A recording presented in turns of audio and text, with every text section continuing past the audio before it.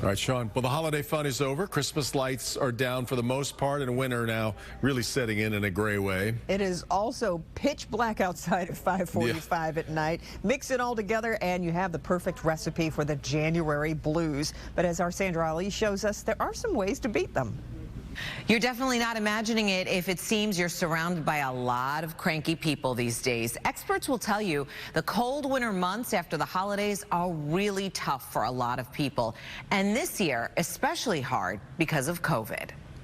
So this was Jackson's first Christmas, and even though it wasn't our traditional big family gathering, we still made the best of it. Ashley Peterson is keeping her Christmas tree up longer than usual. She says it keeps her home feeling cheerful this time of year, and Jackson, who's almost one, likes it too. And it's been so sad to have to take this down soon. It's like super cold, hard to go outside for very long, and homeschooling has been such a drag. Melissa Hager is trying to get through the post-holiday blues at home with her children too, and she admits it's not easy.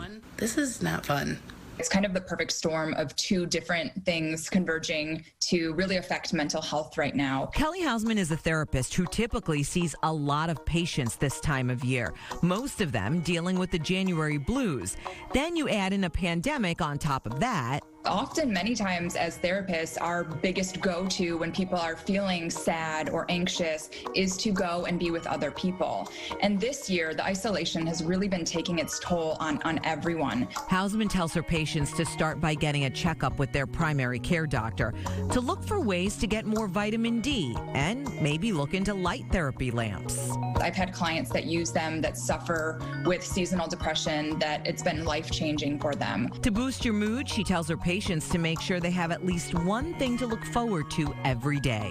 Finding something that brings you back to the joy and reminding yourself that throughout all of this stress and chaos that's going on, we can still do fun things at home. Houseman says as it starts getting darker out, many of us have a hard time finding energy later in the day. So she says instead, knock out your to-do list earlier. And if you're really struggling with the post-holiday blues this year, Houseman says, talk to a therapist. Sometimes just talking to another person and getting everything out of your head into a session and then coming up with a game plan to tackle it is just what someone might need right now. Houseman says so many patients tell her they feel really hopeless this time of year. She says don't stop planning out fun things to look forward to, things for the future like vacations and family gatherings. And remember, this too shall pass. Back to you.